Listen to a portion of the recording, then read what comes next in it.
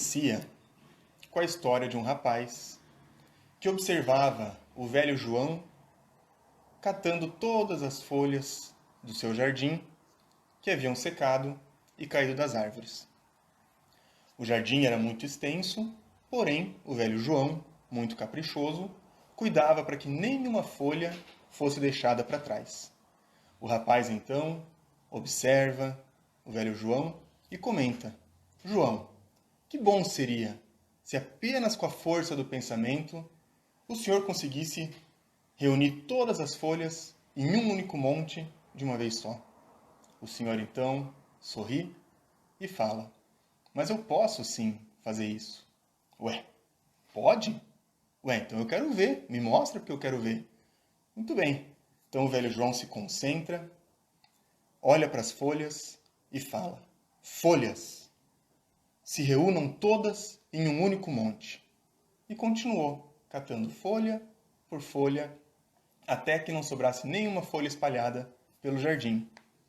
O velho João se vira então para o rapaz e comenta: viu só?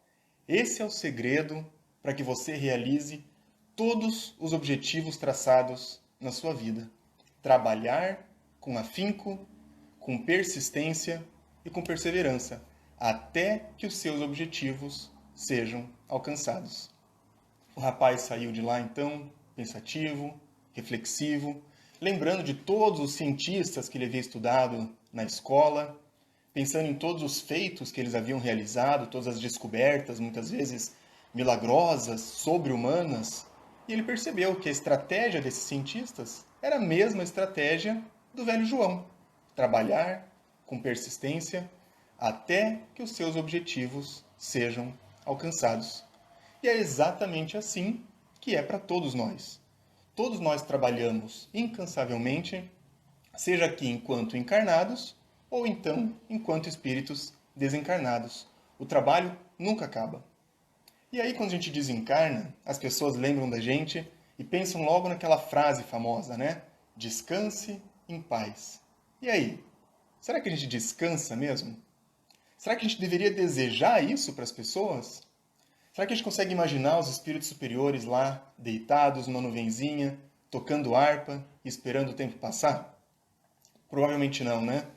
Na verdade, é claro que um repouso, um descanso após o desencarne, ele é natural e é necessário.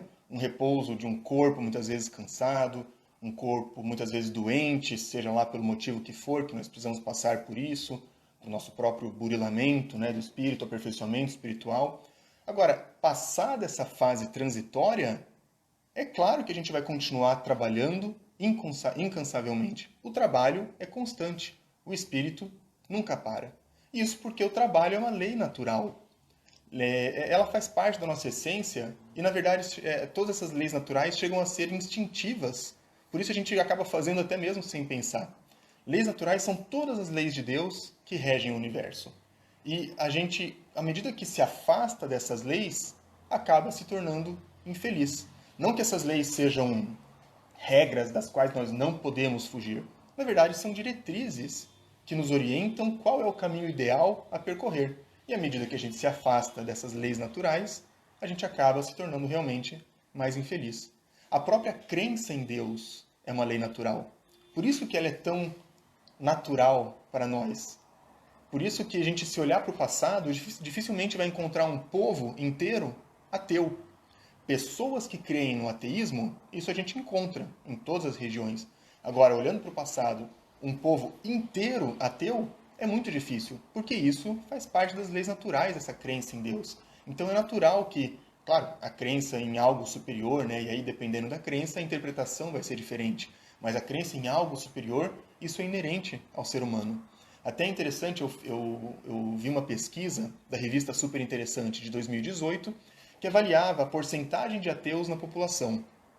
E a população de 18 a 34 anos tinha uma porcentagem de ateus de 54%, o que até é uma porcentagem que me surpreendeu. Porém, se a gente refletir, é justamente a idade que a gente está lá buscando as coisas mais materiais, né? Correndo atrás do trabalho, estudando, comprando a casa própria, enfim, a gente está mais aqui no plano material. E aí essa mesma pesquisa para uma população de 65 anos, a porcentagem de ateus cai para 7%. E aí, novamente, vem uma reflexão. Será que alguma coisa muito milagrosa aconteceu para essas pessoas? Para que agora elas começassem a crer em Deus? Provavelmente não, né? Na verdade, ao longo da nossa jornada aqui na Terra, a gente vai se espiritualizando. E mais que isso, a gente vai dando ouvido à nossa consciência. E a nossa consciência nos fala que Deus existe, porque as leis de Deus estão escritas na nossa consciência. E aí, através dessas leis naturais, a gente vai seguindo a nossa evolução. Temos um ponto de partida e um ponto de chegada. O ponto de partida todo mundo já conhece, que é quando somos criados simples e ignorantes. E o ponto de chegada é a tal da perfeição. Através das incontáveis experiências, tanto no plano material quanto no plano espiritual, as diversas experiências que nós temos, trabalhos, atividades, nós vamos evoluindo tanto moral quanto intelectualmente, até que a gente alcance aquela tal perfeição. Agora, por que o objetivo final tem que ser a perfeição? Não podia ser um pouquinho menos que isso? Por que perfeição? Na verdade, isso acaba sendo uma consequência da nossa evolução. Porque, se a gente parar para pensar, a gente sofre de acordo com o nosso grau de imperfeição. Não é mesmo? Tanto é que se a gente vê duas pessoas diferentes passarem pela mesma situação, uma delas vai passar com muito sofrimento e a outra vai passar tranquilamente. Uma vai se acabar muitas vezes, vai se desesperar, vai cair num choro profundo, e a outra vai passar por aquilo tranquilamente, serenamente, sem que aquilo afete. Por quê? Era o mesmo problema. Porém, essa segunda pessoa, vamos dizer que ela é mais evoluída nesse grau aí de evolução do espírito. Então, quanto mais evoluídos, quanto menos imperfeitos, menos a gente sofre. Então, é claro que a gente vai evoluindo e evoluindo. Conforme nós somos menos imperfeitos, nós somos mais felizes, até alcançar finalmente a tal da felicidade plena, que é aquela felicidade constante e que tem como consequência essa tal da perfeição do espírito. E quem não quer ser feliz, não é? Agora, voltando para aquela questão do descanse em paz. Na verdade, o simples fato de nós desejarmos isso, desejar esse descanso, desejar estacionar o nosso progresso para parar e desfrutar dessa condição de não precisar fazer nada, isso denota exatamente o quão imperfeitos nós ainda somos. E aí existe uma questão no Livro dos Espíritos, a questão 895, que pergunta: qual é o sinal mais característico da imperfeição? E a resposta é o interesse pessoal. Quem que a gente vai estar beneficiando se a gente simplesmente descansar para o resto da eternidade? Absolutamente ninguém. A gente acha que vai estar se beneficiando, mas na verdade nem a nós mesmos nós estaremos beneficiando, não é? E aí vem uma outra questão do Livro dos Espíritos que fala justamente o contrário. Qual que é a mais meritória das virtudes? E a resposta é o sacrifício do interesse pessoal. Então, fazer pelos outros é aquela caridade desinteressada em que nós damos sem esperar nada em troca. E quanto mais evoluído for o espírito, maior o desejo de ser útil e de progredir. E na verdade é sobre ser útil e progredir que a gente vai conversar um pouco na noite de hoje. Então quer dizer que quando eu desencarnar, eu vou ter que continuar trabalhando? Eu passei uma vida inteira aqui me desgastando, me sacrificando, trabalhando pelos outros, pelos meus filhos, para sustentar minha família. E quando eu desencarnar, vou ter que continuar carregando esse fardo? Na verdade, a ociosidade é que seria o verdadeiro suplício e não um benefício. A gente talvez não consiga imaginar isso tão bem, mas se a gente vê um espírito mais evoluído, ele não só vai ser mais apto a ajudar, mas ele também vai estar mais disposto, ele vai querer ajudar. E o fato de ele não poder ajudar é que seria realmente um verdadeiro suplício. Vamos imaginar que a gente está num deserto. Um deserto super quente, lá aquele sol que está derretendo a gente está morrendo de sede, e ao nosso lado tem uma outra pessoa exatamente na mesma situação. A diferença é que você tem uma garrafa de água, gelada, daquela que chega a sair a lágrima ali por fora da água, né? E aí, você vai ser feliz tomando essa água sozinho? Será que a gente consegue ficar lá rindo à toa e tomando aquela água vendo outra pessoa sofrer? Na verdade, é mais ou menos isso que a gente está imaginando. Quando a gente passar lá para o outro lado, a gente simplesmente erguer as mãos para o ar e fingir que nada mais está acontecendo. Não, a gente vai querer continuar ativo ajudando. Se a gente vê alguém em sofrimento, a gente vai querer ajudar. E os espíritos superiores, mais ainda, não é? Só que eu falo dessa garrafa de água, a gente fica imaginando no pão do corpo, né? Das necessidades materiais. Só que existe também o pão do espírito. Quantas pessoas não passam por necessidades no campo moral, espiritual, intelectual? Quantas pessoas não passam por depressão, por ansiedade, por grandes sofrimentos? E aí, se você tem o conhecimento da doutrina espírita, do evangelho, se você tem uma palavra amiga para passar para essa pessoa, será que a gente não vai querer passar? Claro que vai. Essa palavra amiga nada mais é do que essa garrafa de água no meio do deserto, que você pode matar a sede da pessoa ao seu lado. Então a gente jamais conseguiria ser feliz tranquilamente lá sozinho, vendo os outros passando por necessidades. E aí existem diversas oportunidades na vida para que a gente possa exercitar esse ajudar o outro. Não querer aproveitar essas oportunidades é que denota, como eu falei, o nosso grau de inferioridade. Quem de nós não passa aí a semana na contagem regressiva, né, até sexta-feira? Quem que nunca recebeu aquela mensagem no WhatsApp, sextou, né, agora sim, vamos descansar, vamos relaxar, vamos curtir, como se o resto da semana não tivesse sido interessante também.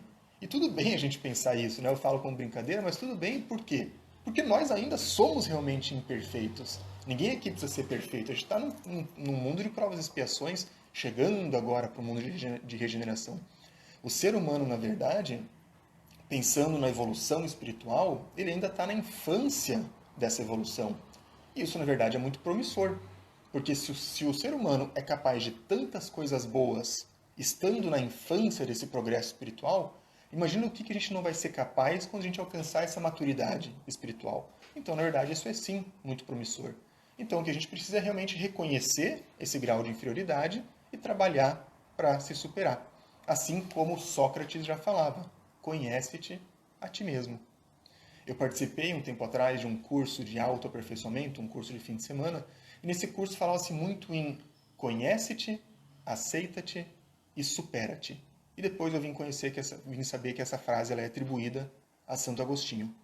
E aí essas duas primeiras, conhece-te e aceita-te, são na verdade os passos mais difíceis. Quando a gente se conhece e se aceita, a superação ela vem como uma consequência. Agora, o conhece-te é difícil porque a gente não está acostumado a fazer essa viagem, esse olhar para dentro. A gente está acostumado a seguir aí no automático, né? Então, vencer essa inércia do autoconhecimento é muito difícil. À medida que a gente vai praticando isso vai ficando cada vez mais tranquilo e mais natural. Então, conhece-te, conhecer as próprias fraquezas, as próprias limitações, as próprias falhas, e isso realmente é muito difícil. Agora, uma vez que a gente se conhece, vem o segundo passo. Aceita-te. E aí, o orgulho é o maior dos nossos inimigos. Porque o orgulho não deixa que a gente aceite isso. O orgulho cega a gente, na verdade, ele faz a gente mentir para nós mesmos. Já tem aquela frase, né? O pior cego é aquele que não quer ver. Agora, quando a gente aceita a nós mesmos, isso acaba fazendo com que a gente se torne mais tolerante, inclusive com as imperfeições dos outros. Assim como Chico Xavier já falava no seu ensinamento: ao outro dou o direito de ser como é, e a mim de ser cada vez melhor. Então conhece-te, aceita-te e agora supera-te, ser cada vez melhor. E para se superar, a gente vai voltar lá para o conhece-te, porque a gente não precisa só conhecer as nossas fraquezas. Nós precisamos também conhecer os nossos talentos, as nossas aptidões, as nossas qualidades, porque essas vão ser ferramentas que nós vamos utilizar para o nosso aprimoramento. E aí, como é que eu vou poder exercitar isso? Com o trabalho.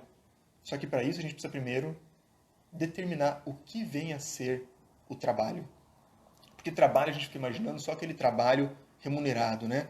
Que a gente vai na empresa, bate cartão, volta e recebe nosso salário.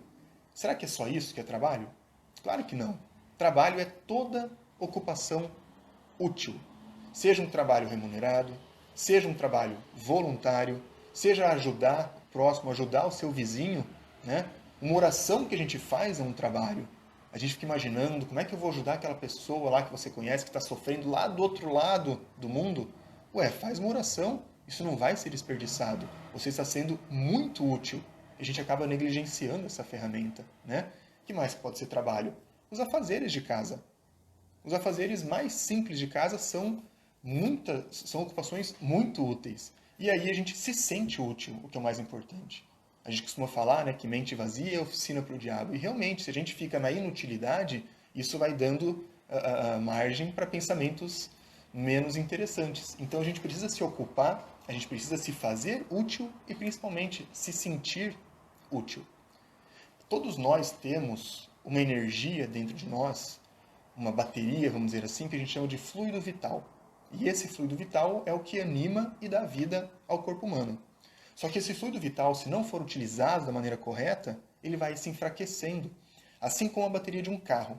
Se a gente não utiliza o nosso carro, a bateria dele enfraquece, não é isso? Agora, se a gente usa o carro todo dia, essa bateria ela se renova, ela se fortalece. Esse nosso fluido vital, que é essa nossa energia que cada um tem, também é uma bateria autorrenovável. Por isso a gente tem que utilizar ela da melhor maneira possível, sendo útil. Isso vai renovar e vitalizar essa energia. Então a gente deveria, na verdade, ser grato por toda oportunidade de ser útil. Em teoria, a gente deveria agradecer antes e depois de todos os nossos afazeres, de todas as nossas atividades, de todos os trabalhos. Porém, é claro que isso em teoria, né? Porque na prática é muito difícil a gente ficar agradecendo o tempo todo, antes, depois, antes, depois. Mas em teoria a gente deveria agradecer antes. Por que antes?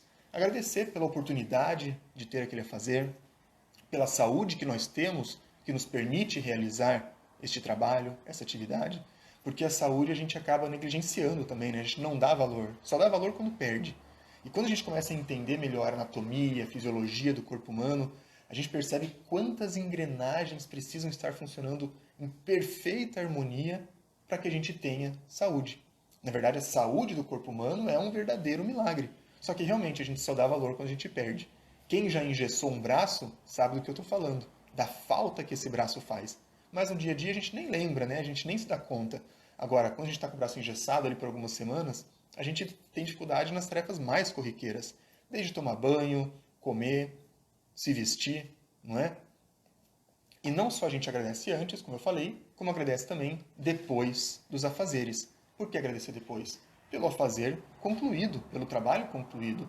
Né? Agradece a Deus pela saúde que você teve, pela oportunidade que você teve de realizar, de aprender com aquilo. Agradece a Jesus, agradece ao mentor espiritual que está sempre ao nosso lado nos intuindo. Por mais que muitas vezes a gente se afaste do nosso mentor, o nosso mentor não se afasta da gente. Né? Ele está lá o tempo todo intuindo. Para que a gente receba essas intuições, a gente precisa elevar os nossos pensamentos, criar esses vínculos, esses canais, para que essas boas energias, essas boas intuições cheguem até nós. Mas elas estão lá disponíveis o tempo todo. Como eu falei, na prática fica muito difícil, né? Agradecer antes e depois o tempo todo. Agora, que pelo menos uma ou duas vezes por dia a gente pare e faça essa reflexão. O ideal é que ao acordar a gente faça uma prece de agradecimento pelo dia que está surgindo, pelas oportunidades que virão, pela saúde que nós temos e agradecer até pelas dificuldades que nós temos para realizar as atividades, porque essas dificuldades vão nos fazer crescer mais ainda. E ao final do dia, agradecer também por tudo que aconteceu, por tudo que nós realizamos, agradecer pelas coisas boas e agradecer também pelas coisas ruins, que foram com certeza a que nós tiramos maiores ensinamentos. Então, agradecer pelas coisas boas e pelas coisas ruins. Muito bem, então a gente agradece pela saúde que a gente tem, né? E se por acaso a gente tem uma condição, seja no corpo, seja uma condição mental, que impossibilita a gente de ser útil, de realizar o trabalho, as atividades, será que isso é condenável? E aí o Livro dos Espíritos novamente nos orienta. Não. Condenável só o é aquele que voluntariamente tornou inútil a sua existência. Então, aquele que tinha oportunidade de ser útil e optou por não ser, isso sim é condenável, porque é um grande desperdício de vida, né? Tanta gente daria tudo para ter essas condições que essa pessoa tem, e essa pessoa vai lá e desperdiça tudo. Então, isso sim é condenável. Agora, as limitações que nós temos, que muitas vezes nos impedem de realizar certos afazeres, são, na verdade, provas ou expiações pelas quais nós temos que passar. E aí os motivos são os mais variados, né? Não adianta a gente querer ficar adivinhando. Mas, geralmente, acaba sendo um resgate de uma vida passada, muitas vezes, pelo mau uso que fizemos dessa ferramenta, né? Muitas vezes de um membro ou mesmo das nossas capacidades mentais. Então a gente pode vir nessa encarnação com alguma limitação para que a gente se torne mais humilde, reconhecendo essas limitações e dando valor para aquilo que a gente não deu numa outra existência. E na verdade o questionamento que a gente tem que se fazer não é o que eu não posso fazer já que eu tenho essa limitação. Não, o pensamento é o que eu posso fazer apesar dessa limitação. O que eu posso fazer? Porque todo mundo pode ser útil de alguma maneira. E aí a gente vai fazer o bem de acordo com o limite das nossas forças. Deus jamais pediria mais do que isso. E aí o limite das forças de cada um é muito particular. Mas a gente há de convir, né, que muitas vezes viver uma vida inteira com privação, com, enfim, por exemplo, a falta de um membro, né, isso traz muito sofrimento realmente. Como não desanimar ao longo da vida? Como manter a cabeça erguida? E aí vem novamente a doutrina espírita, que nos consola e nos esclarece. Nos esclarece, pois nos ensina que tudo passa. Não existem sofrimentos eternos. E os sofrimentos só duram o tempo que eles são necessários para os nossos ensinamentos. Então a dica é essa. Vamos aprender o quanto antes, que a gente vai sofrer menos. Ah, mas o membro não vai crescer se a gente aprender. Não, com certeza. Muitas vezes as expiações acabam durando realmente uma vida inteira. Mas de acordo com o nosso mérito, e a meritocracia divina ela é infalível, de acordo com o nosso mérito nós vamos ter atenuantes. Nós vamos ter situações que vão nos auxiliar, pessoas que são colocadas em nossa vida para nos dar auxílio também. Então essa prova ou essa expiação ela vai com certeza ser atenuada de acordo com o merecimento de cada um. E aí a gente fica pensando, muitas vezes a gente passa um dia inteiro de coisas boas com uma coisa ruim que aconteceu. O que é essa única coisa ruim diante de um dia inteiro de coisas boas que aconteceram? Não é nada, né? É muito rápido, a gente tem que dar um valor real para aquilo. Ah, e se for um ano inteiro ruim?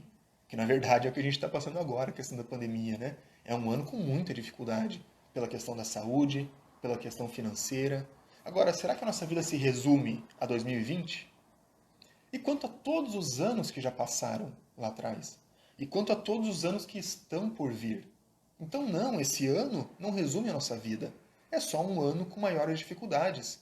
Mas a gente teve muita coisa para trás e a gente vai ter muita coisa pela frente. Então a gente tem que dar a este ano de 2020 a sua real dimensão. Nem mais, nem menos. E quando é uma vida inteira, como a gente falou, né, de sofrimento? Meu Deus, e agora? É uma encarnação inteira. Nessa hora, a gente precisa fechar os nossos olhos materiais e abrir os nossos olhos de espíritos imortais que nós somos. E aí a gente reconhece o que é uma vida, uma encarnação, uma existência diante de toda a eternidade da nossa existência. É nada mais, nada menos que um piscar de olhos. E um piscar de olhos necessário para a nossa evolução. Então a gente precisa dar valor para isso e isso vai passar. Assim como a prece da gratidão nos fala, ou o poema da gratidão, que ele é uma psicografia ditada pelo espírito Amélia Rodrigues, da qual o médium Divaldo Pereira Franco se utiliza nas suas palestras. Quem já escutou essa prece da gratidão sabe o quão emocionante ela é. Quem já escutou 20 vezes sabe que vai se emocionar de novo na 21ª, porque é realmente esse o efeito que essa prece dá. E ela fala mais ou menos o seguinte: obrigado, Senhor, pelos meus olhos, e pela minha capacidade de ver, pelos cegos, eu quero interceder. Pois eu sei que depois dessa lida, numa outra vida, eles enxergarão. Obrigado também pelos meus ouvidos, e pela minha capacidade de ouvir, pelos surdos, eu quero te pedir. Pois eu sei que depois dessa dor, no teu reino de amor, eles também voltarão a ouvir. Obrigado pela minha voz e pela minha capacidade de falar e de cantar. Pelos mudos, eu quero te rogar, pois eu sei que depois dessa dor no seu reino de amor, eles também cantarão.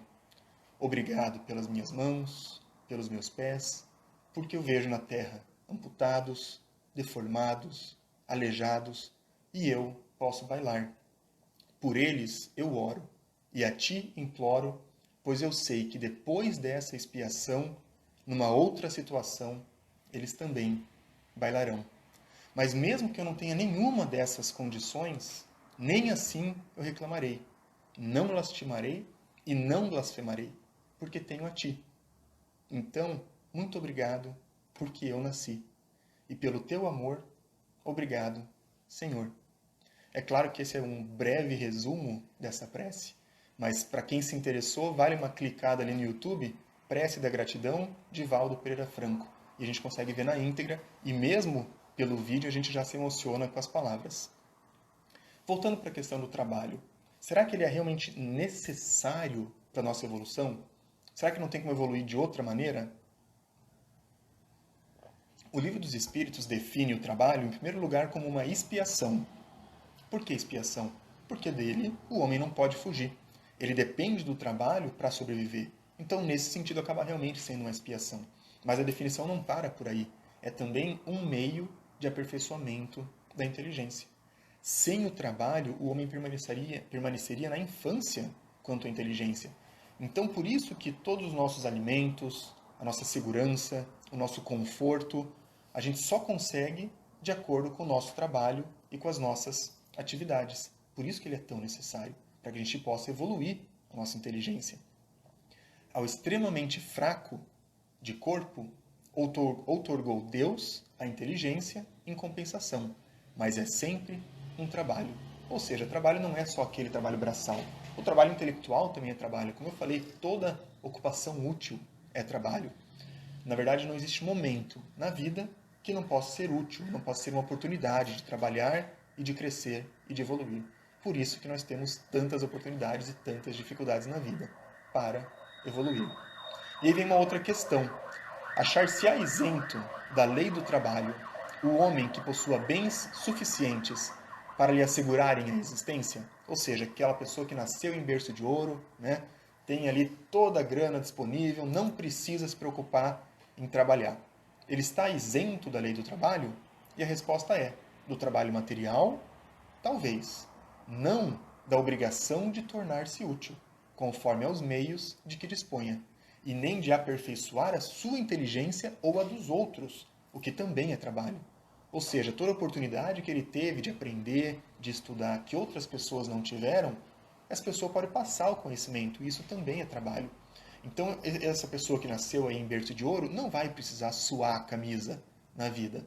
Porém, tanto maior é a obrigação de ser útil aos seus semelhantes. Na verdade, quanto às riquezas, nenhum de nós é dono das próprias riquezas. Divaldo também fala numa palestra que nós somos mordomos. Assim como o mordomo de uma mansão não é dono da mansão, ele é dado essa mansão a ele para que ele cuide e depois são prestadas contas de como ele cuidou dessa mansão, nós somos mordomos das nossas riquezas, por menores que elas sejam. E aí, depois nós vamos prestar contas do que nós fizemos com elas. Ah, mas eu trabalhei, eu batalhei, e é mérito meu, eu consegui essa riqueza. Não, com certeza, nós temos mérito também pelas nossas conquistas. Agora, não tem como descartar a presença de Deus. Sem Deus não teríamos a saúde, não teríamos as oportunidades que tivemos, não teríamos nascido na família que nascemos. Então é claro que Deus tem um papel fundamental aí quanto à riqueza. Quando a gente pensa num grupo familiar, geralmente a gente pensa nos pais ou nos responsáveis trabalhando para sustentar os filhos. E quando é o inverso? Quando os pais alcançam a velhice e dependem agora dos filhos para que eles possam ser sustentados. Será que os filhos têm obrigação com os pais? Na verdade, isso não está nem em questão, né? É lógico que tem. Na verdade, não só na velhice. Os filhos precisam ser úteis durante a vida inteira. E cabe também aos pais passar esses ensinamentos desde a infância, né? Claro que de acordo com cada idade, mas esses afazeres, essa participação precisa ser passada desde a infância.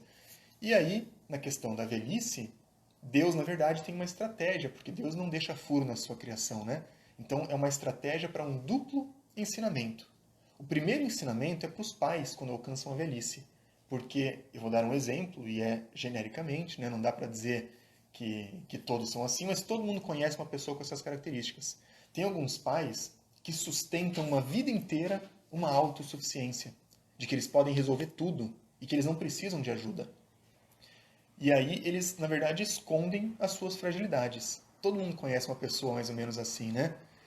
E mesmo quando ele precisa de ajuda, ele tem muita dificuldade de pedir, porque na cabeça dele isso é uma derrota.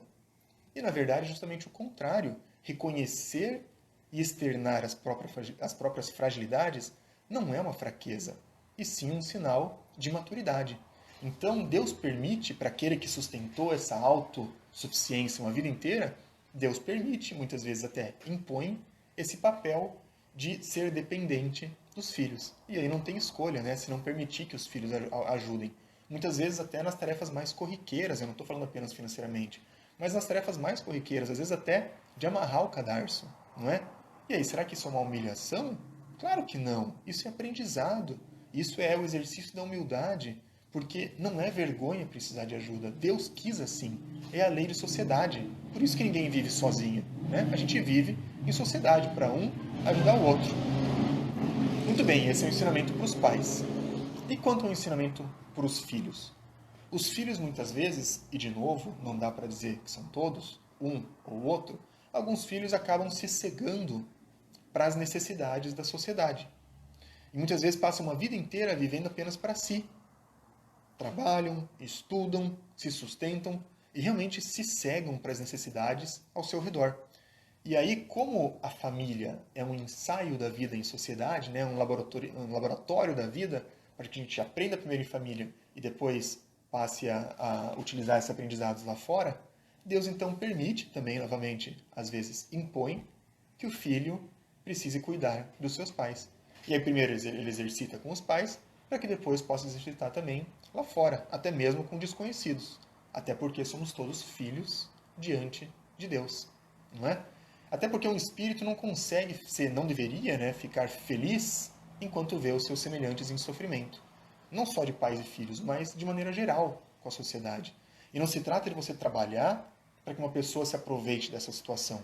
Não, é caridade, não é? Fazer pelo outro aquilo que você gostaria que fizessem para você, se você estivesse naquela situação menos favorável.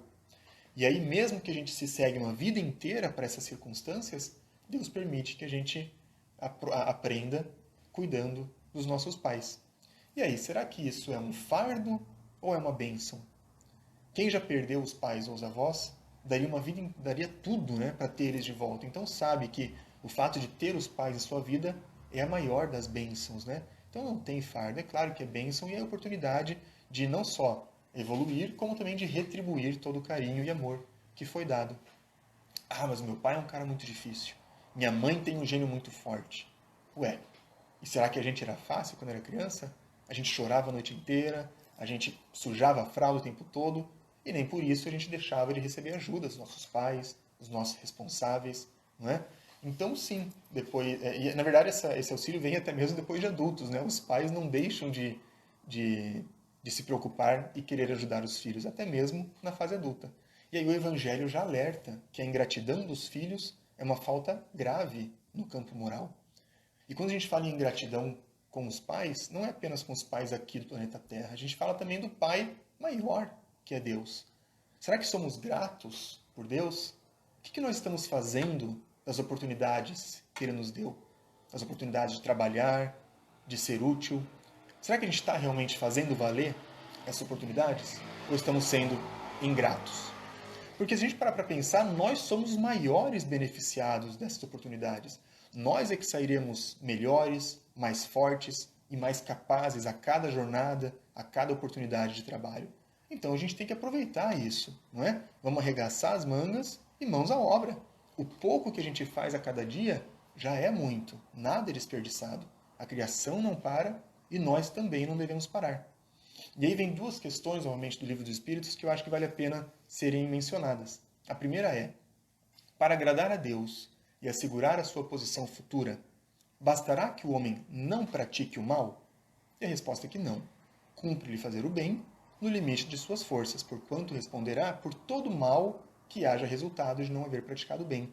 Então não adianta você ficar ali, pianinho, quietinho, só fazendo o seu. Não, a gente precisa fazer o bem no limite das nossas forças. E aí vem a segunda questão, que para mim é matadora. Essa é um banho de água fria. E ela fala o seguinte: haverá quem, pela sua posição, não tenha possibilidade de fazer o bem? E a resposta é categórica. Não há quem não possa fazer o bem.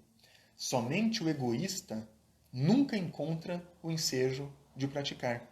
Basta que se esteja em relações com outros homens para que se tenha ocasião de fazer o bem. E não há dia da existência que não ofereça a quem não se ache cego pelo egoísmo oportunidade de praticá-lo. Porque fazer o bem não consiste para o homem apenas em ser caridoso, mas em ser útil na medida do possível, todas as vezes que o seu concurso venha a ser necessário. Então é um banho de água fria, né? Não tem desculpa. É só a gente olhar para os lados que a gente vai ver oportunidades de ser útil. E muitas vezes a gente fica confabulando projetos, né?